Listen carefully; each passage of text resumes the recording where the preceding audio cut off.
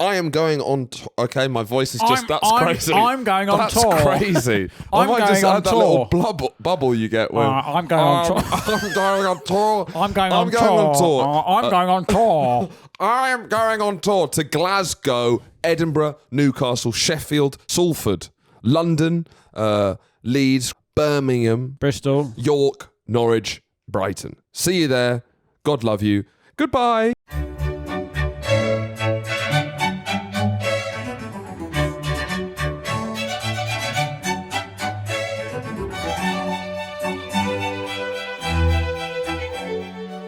Hallo, willkommen zurück, Finn gegen History, Finn gegen Geschichte.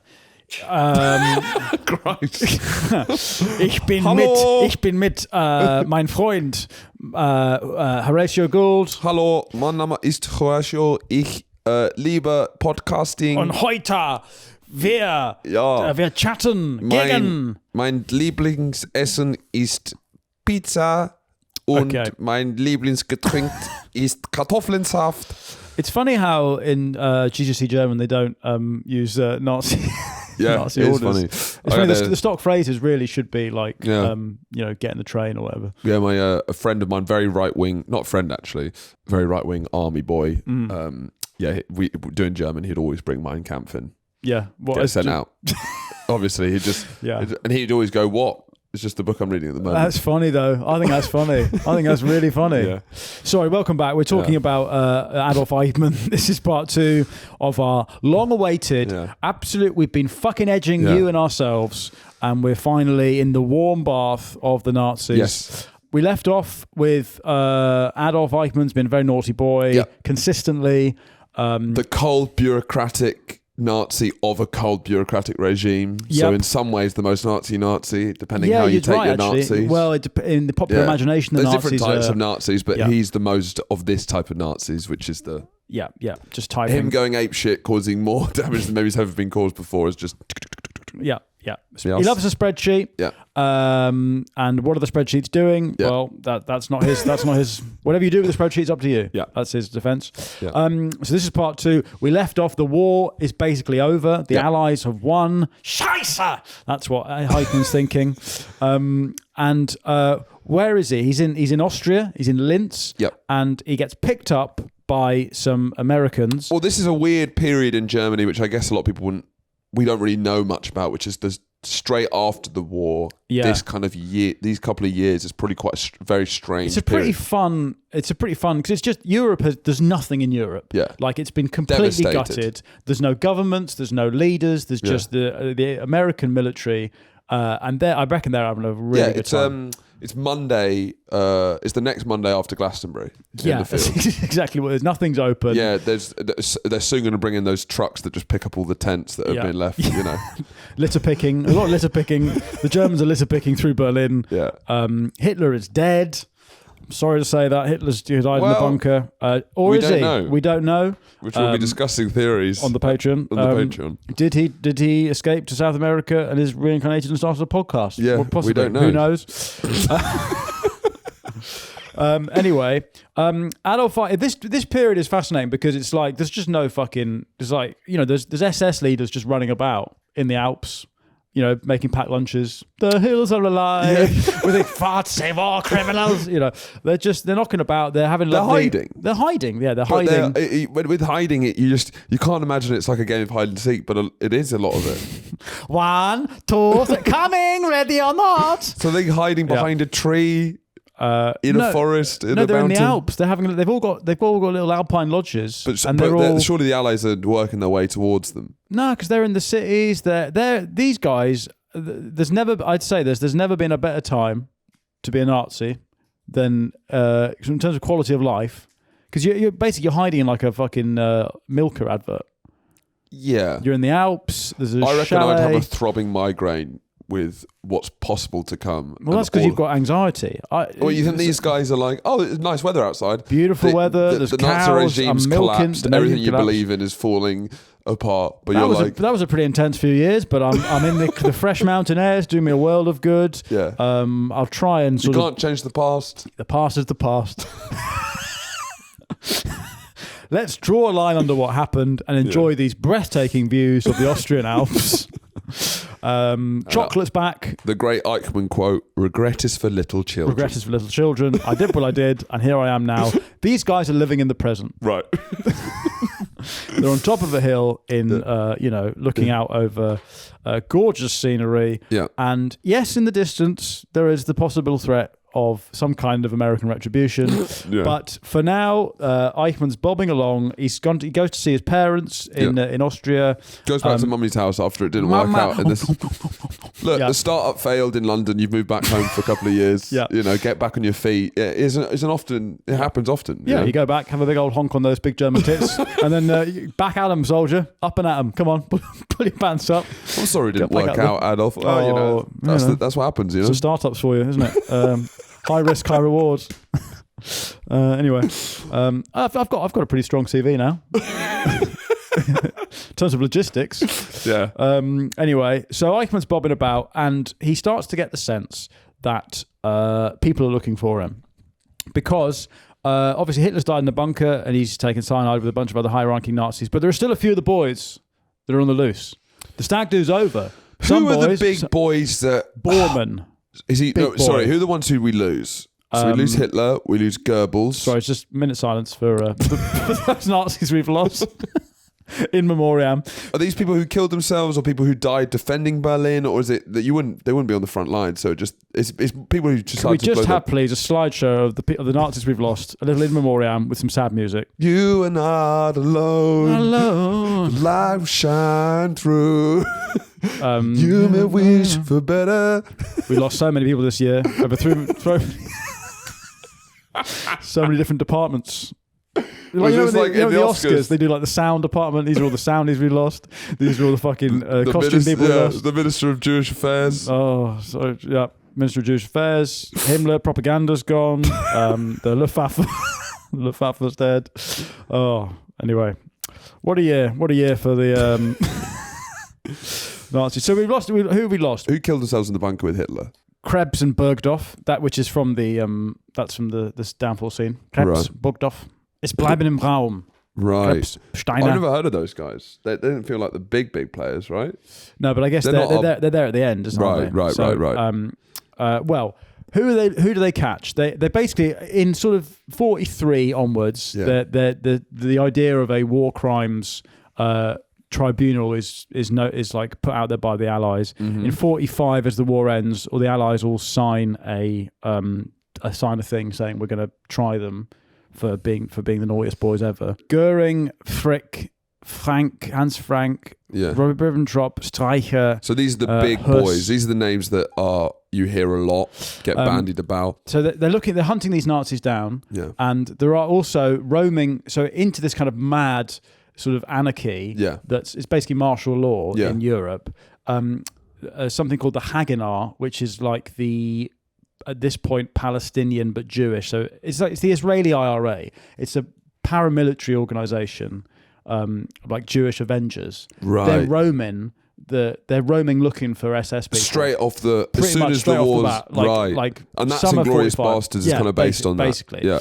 So you've got a lot of the SS guys they know that the war's gone down the toilet. Hitler's killed themselves. They're stopping themselves. I like how you made it so gender neutral. They them. Well, sorry, Heil Hitler. Hitler killed themselves. Heil/Hitler has killed themselves. So a lot of the SS are just kind of like they're in Munich, the Alps, the Austria. That's the bit. The Milka advert, the big tits, the chocolate, the cows. That's where they are. Cowbells, dong. They're having a great time. It's Cub Scouts. It's Cub Scouts in the hills. Right. Anyway, then you have the start of the Allies have got this most wanted list, and they find a lot of the SS leaders like the Rudolf Höss. Right, get out from under there. Come on, party's over. Come on, one more drink, please. No. One more pint. Get out. Come on, you as well. I don't want to get married. I want this stag to go on forever. Come on, it's finished, lads. So they round them up. And they decide to form an international military tribunal court and to try them for being the naughtiest boys ever lived. Which, I just imagine, a WhatsApp group you're in, one of the fruitier WhatsApp groups you're in. Imagine all five of you are just sat in suits with translations, and a foreign government is going through your WhatsApps and asking you to explain why you've said that. Yeah. I mean, when people talk about cancel culture now, it was so much worse back then. This is the peak of cancel culture. It's the Nuremberg trials. You know, you can't say anything. You can't. Those days. You can't. You couldn't. You know, I'd say these trials were quite biased, actually. But I feel as a trial via public opinion. Almost, yeah. It's a kangaroo court. Yeah. It's it's not a proper trial, is it? Can you get some footage of the Nuremberg trials? Also, the way that they just call all of these guys Nazis straight off the bat. Yeah, we're just banning that term around so much nowadays. Not everyone who you disagree with is a Nazi. Yeah, some of these people were high-ranking Nazis, admittedly, and arguably all of them were. But I mean, they all look so like they're being told off. It's the biggest telling off in history. What I want to see is the boys, just the lineup of boys, and they all look so fucking sheepish. Right, here we go. They're playing footage. This is it. It's him just going, you've got me there. Fuck. I would be wearing sunglasses as well. Yeah. I mean, that's the baller move, isn't it? Just coming wearing sunglasses. Going, what are we talking about today then, lads? Whose trial is it? My trial? My trial? I don't know about this. I don't know if this is a fair trial. So they're all looking pretty guilty, pretty naughty. It's very, very funny. Well, it's a very much, well, when you put it like that, I guess it does sound pretty bad. No, and you know what? Saying it out loud. Can you just repeat what you did here? Do I have to say it? Right, yeah. So they show footage of the camps and stuff, but the notable thing to say is that there is no survivor testimony. This is all Allied. This is all top down, which is important for later on in the story of Eichmann. But Eichmann is one step ahead of the Allies because he knows that he's really in trouble, but because he's been logistics rather than big thinky policy out in front of people, politician, because he's civil servant, he's going, I'm going to change my name because they're going to come for me at some point. But the Americans and the Allies, they don't have him they don't really know who he is at this point.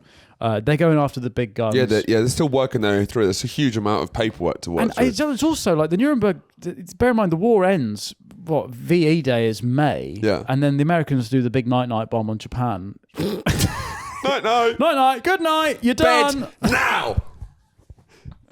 You sent the kids to bed. They keep coming down. Right. You're not right. Right. That's it. Bed now. Now. Don't make me come up there. Okay, I'm coming up there twice. Coming up. Twice. All right, coming up. Get into bed. Hiroshima, Nagasaki. Bed now. So Japan's been sent to bed and with no fucking supper, no dinner. They've not even brushed their teeth. Straight to bed. My point is that's in May, June, isn't it? That's later, Is it later? Is it August? Maybe, yeah. Anyway, the Nuremberg trials start in fucking December. If you think nowadays when something does someone bad, all the pre-trial shit, that takes like years, months. Yeah. They get to it. Like the Johnny Depp trial, how long before that started going? Well, I guess that's the only other thing we can compare this to, isn't it? Who's the naughtiest boy? It's the Amber Heard Johnny Depp trial. But it's they do it. They get to it very quickly. They want to wrap this up because the Cold War is starting. Like the Allies have won. Lads, we've got another war. The Allies have won, but already they're like, what? It's like in an Edinburgh room. You have 15 minutes to turn over before the next show comes in. Yeah. It's like, guys, sorry, we're gonna have to move. There's another show here, and exactly in like 10 minutes, we're starting another thing. Cold War starting. Let's get this wrapped up. As soon as they win, the Americans and the Soviets realise they're literally opposite. Yeah, and they fucking hate each other. They've just finished bashing Nazis' heads in, and then it's just. That's what's happened with with America and the Soviets. Yeah, exactly. It's like they've done all of that, brilliant, and then it's just right. Okay then. Yep. Should we get a wall up? Yep, I reckon so. So I guess we don't really have much else to talk about. No, turns out without Nazis, who are we really? Who are we? The fleeting, exciting nature of romance fades to the torturous, boring admin of looking after children and running a house. And before you know it, you've been married 5 years, you're just shitting with the door open. Who cares? If I shit with the door open... Front door open. Get a crosswind through. Front and back door open. That's what she's doing. Front door open, back door open.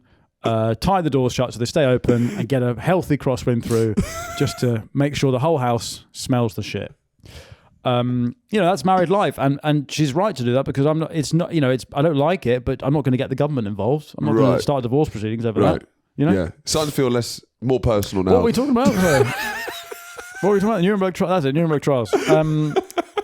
So my point is that the naughty boys have been rounded up, as many of them. Some of them haven't. Bormann's still on the loose. Bormann's a fun guy. Yeah. But Eichmann is starting to realise that he's in trouble, and so what he does is he starts. He does actually get put into the Allied prison camp system, but he changes his name to Otto Eichmann, which is like a sort of sounds like Eichmann, and he's also got his SS tattoo. Oops. Big tattoo. Now we've all had some tattoos we regret. It's under the arm, I think. Yeah. And so they always have inspections. They always have topless inspections of the prisoners to see if any of them are SS. Because at this point they've got all the German troops are in camps, and they know they're going to do a big trial, and they're looking for anyone who's high ranking to try. Mm-hmm. So I don't think it was that bad, Charlie. That's a neo-Nazi tattoo where they don't leave much to the imagination. This is very much just a sort of and so what he's trying to do in the camps, because they're not. It's like the war's over, so they're quite like loose camps. They're not like being looked over a lot. Yeah. The Americans aren't. They're just kind of they've gone from war heroes to becoming prison guards. So it's all quite loose, and let's all be mates now, and that's all over. And my point is, the SS and the Germans, they're having chats, and he's trying to get his mates to help burn off the SS tattoos. Yeah. So he's taking quite a lot. Wait, she's coming. Get the tattoo of tits off my fucking arm. Fuck. Oh shit, it's a different woman's name. Fucking burn it off. I've got to go home. The stag do's over. Burn off the fucking who's Julianne? I don't know who that is.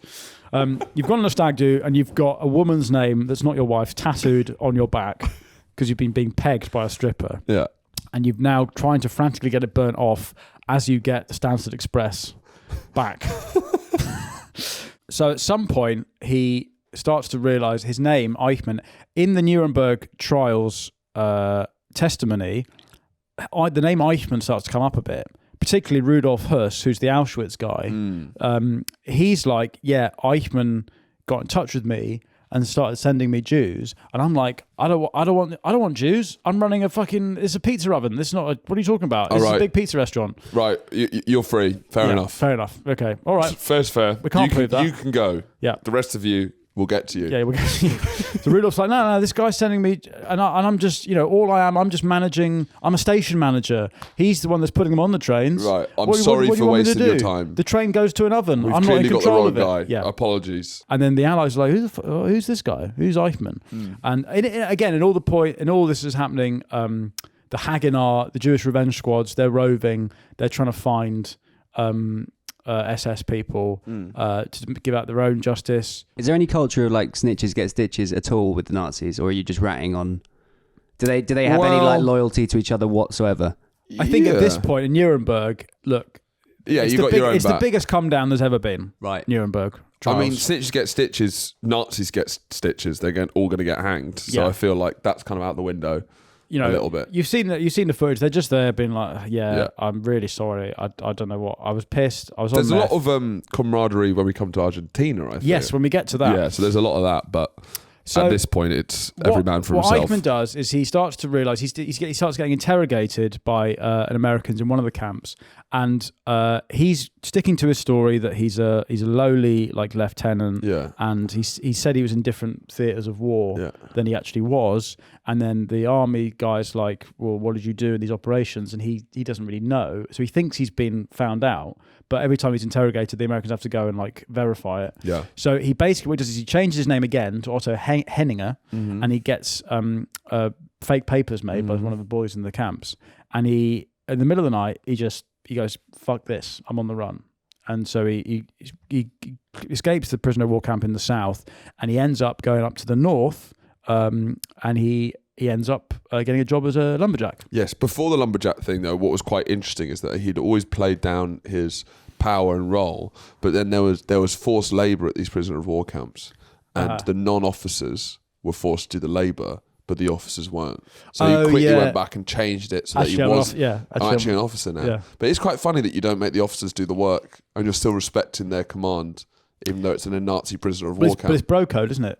Yeah, come on. If you had us do it, you'd do the same for us, right? Yeah, exactly. Yeah. Yeah, it's funny that they're still respecting class. Well, it doesn't matter if you're an opposing enemy. If you're a lieutenant, you're better than the private. Yeah, it's kind of mad. Because they're probably the most evil. They should be doing the most work. Well, I guess they're the middle class. Right. Because the top ones are being tried. Yeah. Being told off. It's just unseemly for a gentleman to be doing that much work. Exactly. Right. So, anyway, Rudolf Höss gets hanged at Auschwitz. Lovely bit of symmetry. Oh, really? Yeah, in front of by the oven. He's the Polish specifically request after he's found guilty and sentenced that they hang him at Auschwitz. Yeah, I mean, it would have been, to gas him would have been my choice. I mean, it seems a bit vulgar. They should have farted on him. But to dress him up and line him up and do that whole thing. He should have. Do you reckon they did fart on his hanging body?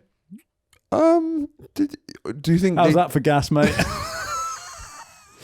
Yeah, I guess the satire is pretty strong. But why would they not do more more humiliate, like literally like drown a man in poo? I guess this is... I guess it's like... Because that's what we all want. It's an interesting one, because I've thought about this as well. I guess when you're trying to establish a post-war peace consensus, they're trying to establish like the UN. Sorry, are you saying the only... Sorry, you dipped out for about 10 seconds there. Well, just the idea that in Charlie's head, the eye for an eye, someone who's done the Holocaust, right? The only suitable punishment I can think of is to drown you in poo. I mean, there's something. So the reason it is, I think it's a really interesting question though, because even like listening back to the Nuremberg stuff, God. it's like if you'd made even them being in trial, even the way we're talking about them, there is still something kind of like, not funny, but there's something just kind of like, they still manage to maintain a little bit of dignity. They're all in suits, they're all lined up, and they can just say, well, I don't agree with you can kill me, but this is just like a war thing. There is maybe something, seeing as there's a rise of Nazism now, and a glorification, if you just really humiliate these guys. Drown them in poo. Yeah, but I mean, just undermine the aura of Nazis. Yeah. Do you know what I mean? Just make it like, I don't ever want to do anything like this, because if I'm caught, this is what happens. But then you set up a tit for tat barbarism. But then also some people are into that. Yeah. Because Charlie, that's not a punishment. Yeah, it's holiday. He suggests that for anything. Hey, if I'm really good today and do a really good job, can I drown in poo? Yeah. He's making up. He's done Nazi war crimes. Just a lot off chance they might drown him in fucking poo. Holiday for him. He's swimming in those long drops at Glastonbury. Fucking front crawl. Anyway. So they don't drown the Nazi high command in poo.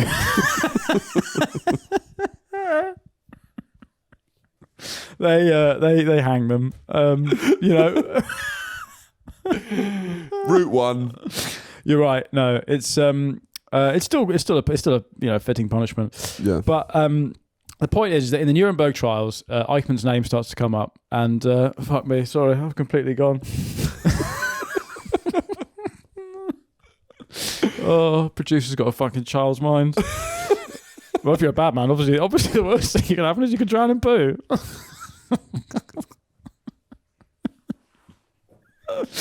Yeah, pretty undermined. I feel like you're not taking it that seriously. I think the Jewish population would be quite like, what? What is it? Is it sort of funny to you? Yeah. This. Wait, so you got a 6-year-old running the Nuremberg trials? Why have we got a toddler judge? You boys have been so naughty, so you've got to eat a mountain of poo. Ha ha ha ha! Naughty boys, poo forever for you. Anyway, sorry. So Eichmann sees that the other Nazis are being drowned in poo and thinks, I don't want to do that.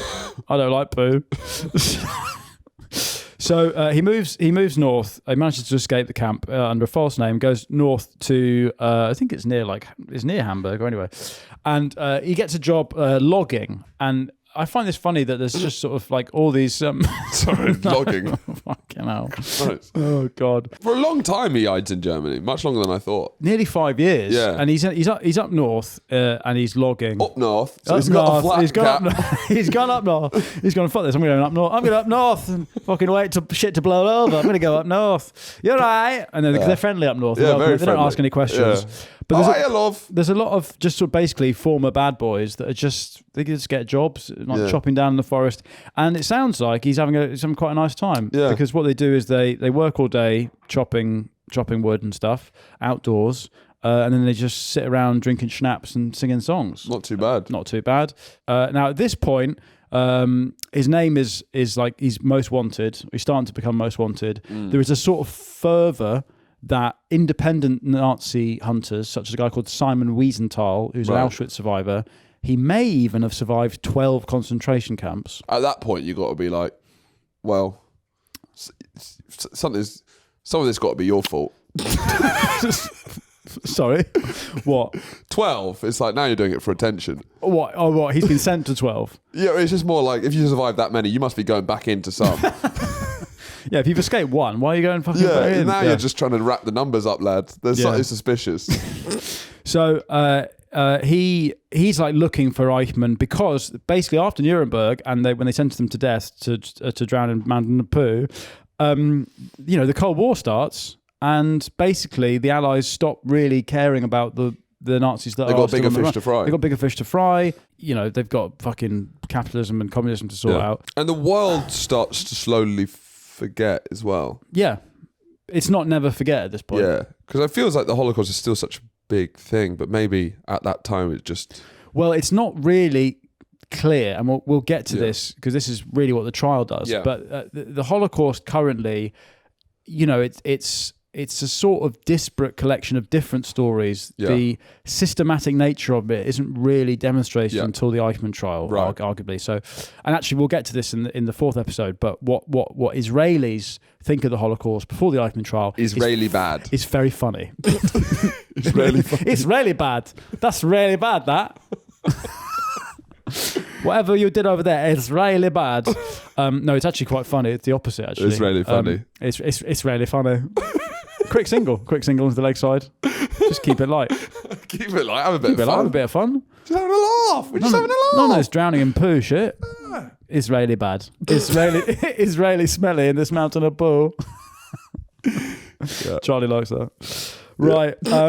So what he does is he hides in northern Germany, working for a company. The company goes bust, and he then contacts a spurious organisation which has become known as the Rat Line. Right. And this is a underground network. You right, Charlie? Yeah, it's just strange that he would choose to. One of his aliases was Adolf Barth. Is it a bit mental to Well, there's a bit of trial and error with his aliases, and he definitely, it takes a while to work out your craft. But you call yourself Adolf. Like his first couple of aliases, I think he fucked it. It's like, why are you choosing even more Nazi names, lad? Adolf. The name Adolf hasn't been. It's not banned in Germany, is it? No, but it's just. I think that's There's no point banning it. There will come a time when people in Germany start calling their kids Adolf again, and then the whole thing will start again because history's cyclical, and you can't trust these fuckers. Well, do you know? So all of Hitler's relatives agreed not to have kids to stop the bloodline. Really? But his last living relative, who looks quite a lot like him, has tattoos all over his head, was arrested for being a paedophile. So let's get a picture of him. When did this? I don't know how this has slipped through your net. No. This was a couple of years ago. Now last this living guy, relative. Yeah. Convicted of paedophilia. Oh, but he's only been convicted of kissing a 13-year-old girl. But I guess murder to his flat with sweets. All right, fine. You go into the details. It's quite bad. Yeah, but you can see the Hitler look in his face. Yeah, the anger. You can scroll up. Look, but just like there is a Hitler. The name is like a cross to bear, and I wish that on nobody. Yeah, I'd hate to have Hitler as my surname. Is this guy's surname? Yeah, Hitler? change your Romano. name. Romano Hitler. Romano Luca Hitler. Fucking hell. There was also a guy back in the day, before Hitler was, the man we know and love today, called Dr. Gay Hitler. And this was when Gaylord was not a... It's a name. It was a genuine name. Gaylord, and when Hitler... Yeah, Dr. Gay Ludwig Hitler. See, that is a name that at the time you could be called Gay Hitler. Didn't mean it. That wasn't funny. Dr. Gay Hitler. Dr. Gay Hitler. It's my drag name. Yeah. That's like someone being called like Professor Trans Putin or something. If you were called Professor Trans Putin, and then in 2025 you're like, oh my god, my life is hell. Why did I become a professor? It makes me seem even sillier. It's even sillier. Well, it's like when I see a big truck that says like Eurotrans on it. I'm like, I always find that funny. Yeah.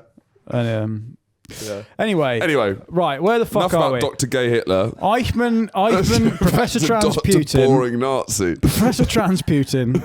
So he contacts the Rat Line in 1950. He decides to get out of Dodge. His wife and kids are still in Austria. They're being questioned quite a lot by the West German police and sort of Jewish Avengers. Anyway, contacts a guy who essentially says, "Yeah, man, we'll get you out. The party's still going. The party never died." He's like, he's basically moved to Argentina. He's moved to Argentina. He basically gets flying in the street. It's like, that party, right? Still going, mate. Still going. You a tit or an arse guy? Follow me. Tit guy. Well, I got something for you. No. I know how it's pretty bummy now here. Germany's gone big, swung to the arse. Yeah. Certainly the East is arse. The tit guys are keeping it going in South America. Tit guys in South America, they've got big tits over there. Yeah. And they go, isn't Brazil Bunda? No. Argentina.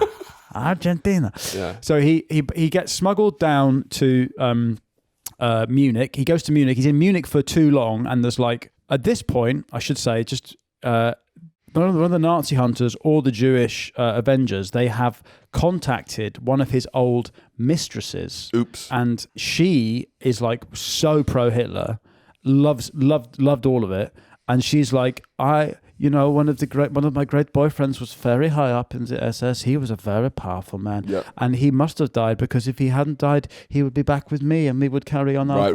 And she's got a photo of him. Right. Because they hear this Eichmann guy, but there's no photos of him. Yeah. No photos. It's Berghain, third floor. No photos. No photos in here. And so they there's a guy that basically dates this woman, bumps into her in the street, a spy, knowingly bumps into her, takes her for dinner, strings her along, gets into her house, is about to fuck her, and then asks about her boyfriend. He love bombs her. Yeah. He does and then what's the guy called? Army Hammer? Yeah. Love bombs her, then he fucking eats her. No, he doesn't eat her. But he gets a photo of Eichmann. And then basically goes, psych, takes that, runs away. Brilliant. We've got the photo. So that's what they know what they look like. So at this point, he's in Munich on the way to Italy, and they know what he looks like. So he's terrified because he's seen his photo in the paper and stuff. Anyway. Right, it's been put in the paper. Yeah, it's in the paper a lot. It's like, we're looking for this guy. This guy's a naughty Nazi we haven't found yet. And anyway, it's awkward when he gets his morning paper sat in a cafe in Munich. Oh, fuck, it's me. Anyway, he meets one of his bros. They trek over the Austrian border. Not the Bunda Pass. What's it called? Bremer Pass. Whatever. They walk into Italy. He meets a Italian priest on a bicycle. What could go wrong? What could go wrong? And hey, it's me. And there's basically because the church. This is what I was going to say. There's a particular Catholic bishop called Aldous or Aldo Hewis or something. Yeah. That's it. Alois Hudel, and he's basically helping. Look, guys, I think you're getting a tough read. These guys, they can't take a joke. These guys can't take a joke. It's a stag do. Fucking chill out. Now he's working again, pretty unassuming. Yeah. He's working to get the naughty boys to Argentina, where the party's still going, because Juan Perón's in power, and he's been neutral in World War II up until 1945. Interesting time to start. When he only says, "No, we're anti-Germany" because of the way the wind's blowing. Right. He does that basically as a political move, but he's the relationship with the Nazis and the church is kind of confusing and weird because it's like it is an atheist movement in a way. Nazis it's a nihilist move. It's more about racial purity. There's no really room for God because it's about the motherland and stuff like the fatherland. But the Catholics are sort of seeing what they're doing to Jews and going, because then it feels like it transcends Protestant Catholic. They're going, I don't hate that. Yeah. It's not. There's worse things that happen. It's not good, but it's not us. Because the Catholics are the Jews of the Christians. Right. How so? Well, the Protestants are the Nazis. I guess so. What do you mean? Why are you? Because these guys are the Catholic Church is massive. Yeah, but they've been persecuted a lot by Protestants. Yeah. Okay, fair enough. So they're kind of like they're the one they're the bully. Oh right, if you're bullying him, it's not me. Yeah, exactly. Fine, I think there's probably a bit of that. Yeah. So he's smuggled into Genoa, I think, and then there's a blah blah blah. This Catholic priest gets him on a boat, with false papers. That he organises the Argentinian side to give him a visa. 1950. The Argentinians don't cover themselves on glory, I don't think. No. 1950. Because Argentina racially, it's very dodgy what's happening in Argentina. Because even if you go there now, they are just all white people. White. It's all white. The white man. I think the percentage not only of indigenous South Americans, but of black people is...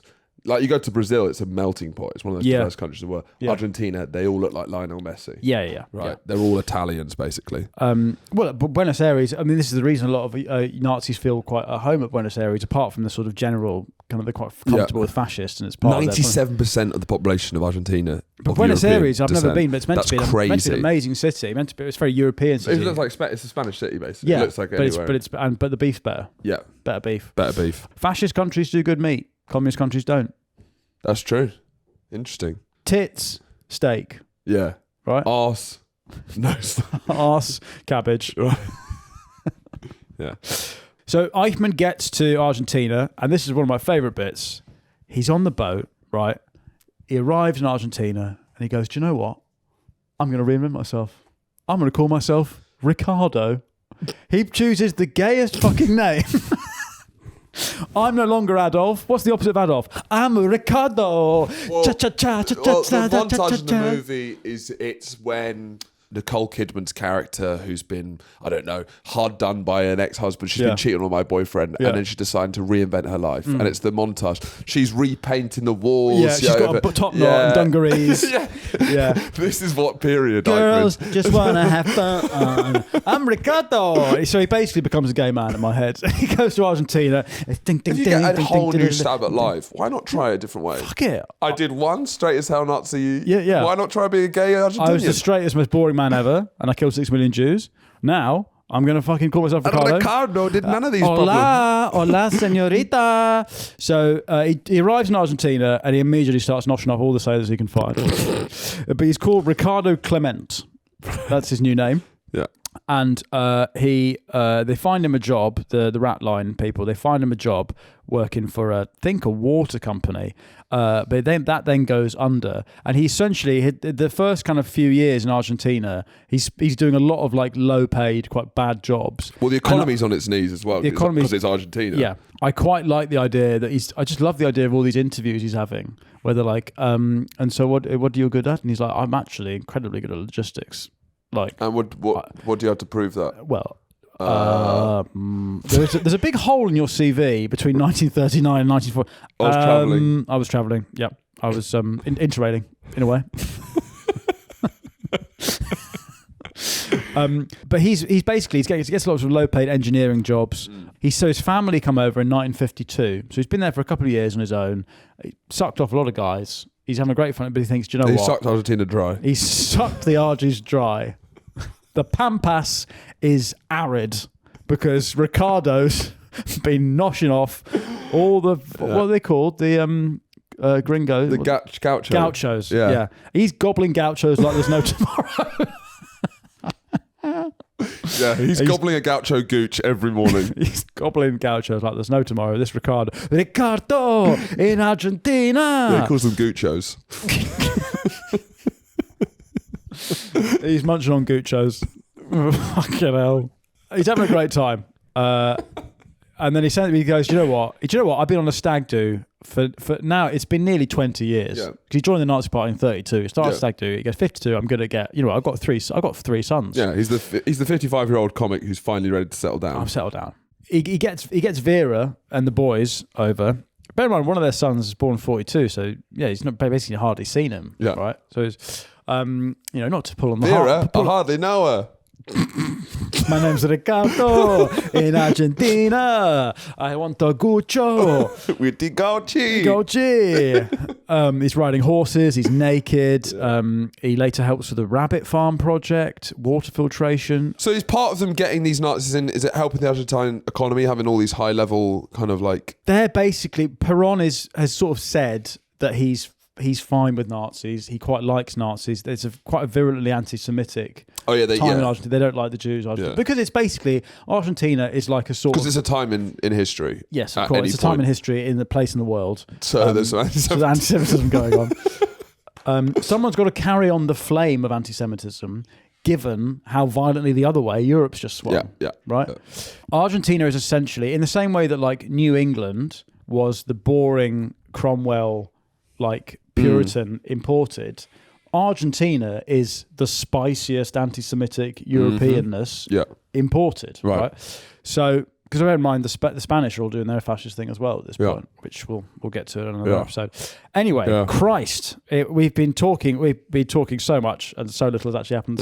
So Eichmann is called Ricardo in Argentina. He sends his family, his 3 boys, right? He's got 3 boys, 3 big boys, strapping, beautiful boys. Yeah, meatheads. Horst, big. I imagine they're meatheads. Yeah, Klaus, Horst, Dieter. Now in Argentina they have another son. An accidental 4th. Yeah. And they call him Ricardo Francisco. Go on. Because you will be gay as me. Yeah, they go, you know what? I'm loving my new life in Argentina. Yeah. You will be gay just like your daddy. Yeah. Daddy. So, but he's doing a lot of shit jobs because he's got this huge gap in his CV, even though he's one of the most incredible interestingly, I don't know if it's revisionism, but the documentary was saying that his lack of imagination was a problem because he ends up not making much money at all. No, because he tries to set up like some sort of like dry cleaning business or something like that. Oh, he does invest in a dry cleaning business. He tries to set up lots of his own businesses, but he's terrible at it. They all go bust. He has no imagination. No. He needs to be told. There's a lot of people we know like this who's like, I work best when I got rigid structure and I'm told what to do. Exactly. You know? So he's a big routine guy. Yeah. Famously. And that's hard when you're doing it. You've got to be flexible when you're setting up a business. Yeah, you've got to be doing across all the departments, working at any hours. Yeah. He's up in the morning and then he's captain bedtime at night. First to go to bed. Captain bedtime. Yeah. The Jews are in pajamas. He's captain bedtime. Night. In your PJs. Yeah. Into bed. I'm coming to tuck you in. So his family are over. He has another son. And in the 50s in Europe, the hunt for Nazis is being carried on by a very few disparate entities because the main governments aren't really that. The funding is drying up. The funding's drying up. There's more. Hang on, before we get onto that, there's just such funny little details. So in 1955, he starts hanging out with this other German guy who was in the SS, but was a journalist. All these guys are going. There's like a German watering hole. There's like an ex-Nazi watering hole. Where they drink Steins. They talk about the good old days. But the waiters, they snap their feet when they come to the table. They go, hey! When they give yeah. So it's just a bit of fun. What does it taste the home? It's like a Nazi theme bar in Argentina, right? It's a bit of fun. And because other people are in Argentina as well. Mengele, who's the Auschwitz doctor. Angel of Death, he's nicknamed. One of the worst cunts of all time. Right. We did an episode on that. Yeah. And then there's Bormann that's on the run as well. Yeah. There's lots of SS boys in Argentina, and they're all having they're drinking schnapps. They know they're safe. They've got gay pseudonyms. Yeah. Ricardo. Right. It sounds like a pretty sick time. Yeah.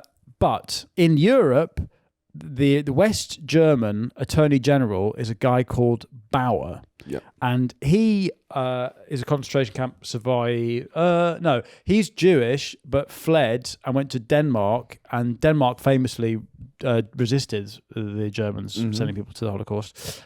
So he survived. And then he comes back and he's sort of like, do I want to be in German government? Give them what the last government did. And they're like, it's a new government. We're not going to do that anymore. New policy. Yeah. So he becomes Attorney General. And he basically, he gets a tip-off that Eichmann is in Argentina because Eichmann's son starts railing an Argentinian girl. There's a rumor about Eichmann being somewhere, or they start looking for him. Maybe they've got a new photo of him, I think, and they put him on the paper. And she's like, oh, that looks just like my German boyfriend's dad. And Eichmann calls himself Ricardo Clement, but he doesn't, his children... He's still to have the name Eichmann, which seems like a very stupid. Yeah, that's the big. The big thing is he goes. That's the big mistake. Why would Why should they hide? Yeah. So he's called Ricardo. He doesn't want to lose. He doesn't want his identity to be taken from him. No, because again, it's that kind of arrogance that's bubbling underneath it all. So his wife and kids still have the name Eichmann, and then he said that he's their uncle. Called their gay uncle Ricardo with a Hawaiian shirt on. Yeah. Who they've come to live with for some reason. So Lothar Hermann, he's a Holocaust survivor. I didn't realize that. His daughter is dating Klaus Eichmann, who now the boys are they're full on. They're daddy's boys. They haven't seen the ramifications of being a Nazi. They've just heard their dad's old stories. They've grown up in Argentina, you know. Yeah, but they're like, yeah, dad was a top Nazi. My dad's bigger than your dad. My dad's gonna fuck your dad. Uncle Ricardo's gonna fuck your dad. I think he would say, because he didn't know that the girl obviously didn't know that the girl he was dating was Jewish. That's what's crazy.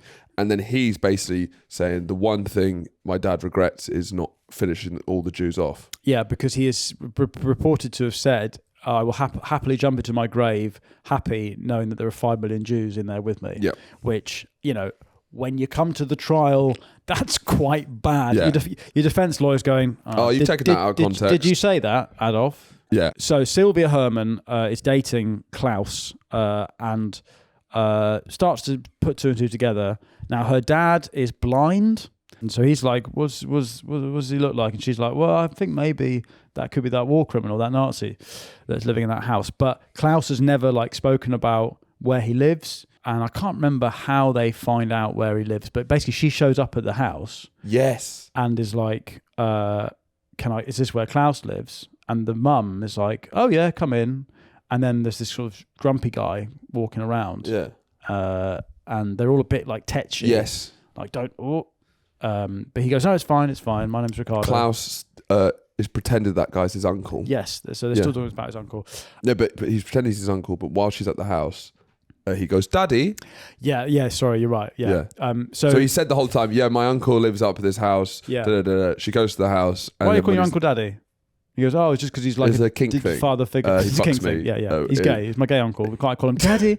Can you pass the salt, Daddy? It's like that. I was saying it like that. It's all about intent, context. He's not a Nazi. He's an uncle who molests me. All right. He's a gay uncle. Yeah. He's not a bad guy. It's not weird. It's not weird. It's just a gay uncle who fucks me up the arse. He molests me. Yeah. He's a communist, if anything, because he's an arse guy. Anyway, so Bauer really wants Eichmann caught, but no one really cares apart from Bauer. But Bauer passes it on to Mossad, and in Israel they've set up not only they set up Mossad, who are, you know, this is far from Woody Allen Jewishness, right? These are fucking some alpha Chad Jewish guys. Yeah. These are some tough nosed fellas. They also, in Israel, they're compiling these huge archives of all of the Nazi Holocaust stuff. Well, they're not yet. Oh, right. This is what's interesting is that Mossad at this point they've got other things going on. Right. Because the state of Israel has been founded in 1948 in a mad war with the British and the Arabs. Mm-hmm. They're surrounded by hostile So a lot of national countries. Security stuff they're working on, really. Yeah, they've got a full plate. Yeah. And so Bauer basically tries to get... He doesn't want to go and tell the GDR, the West Germans, that Eichmann's there because one of the people in the fucking West German government is like a top-ranking Nazi that's just somehow got another job. Fuck. It's called Glopke, who is a Nazi collaborator, and he ends up working for Adenauer in the first GDR administration. Also, the Americans are using a lot of former Nazis as double agents. Bauer basically realizes that there's no motivation from the Americans or the old allies or the West Germans to actually get Eichmann because Eichmann is mates with Glopke, and the whole house of cards will collapse, and they'll be like, you guys are all still Nazis. What are you doing? Still in government. Yeah. And the CIA are employing Nazis as double agents. So he takes it to Israel to a guy called Issa Harel. Yep. And I think what we'll do at this point is we'll leave this here. Ricardo is gobbling gauchos with his kids. His kids aren't gobbling gauchos. Who knows? His kids are basically... Well, Ricardo probably is. Ricardo Jr. Ricardo Jr. is probably doing it, but his kids are Nazis. Yeah. We will leave this here on the cliffhanger that Issa Harel, the head of Mossad, is handed a file saying Eichmann is living in Argentina. What's he going to do? Is he just going to go, forget, bygones be bygones, forget about it, who cares? Maybe. The past is the past. I've been talking to my therapist. That whole Holocaust thing, I reckon it's water under the bridge. If you want to find out, it's on Patreon now. We've got probably going to have another 2 parts. 2 more episodes. Yeah. What do Mossad do? Parters. The first 4 parters. Then what do Mossad do? And what happens when they get him back to Israel? Those episodes are on the Patreon for £3 a month. You can sign up to become a truther and get all the episodes on a Monday morning. But either way, thank you so much for watching and listening. Auf Wiedersehen. Cheers. See you next time.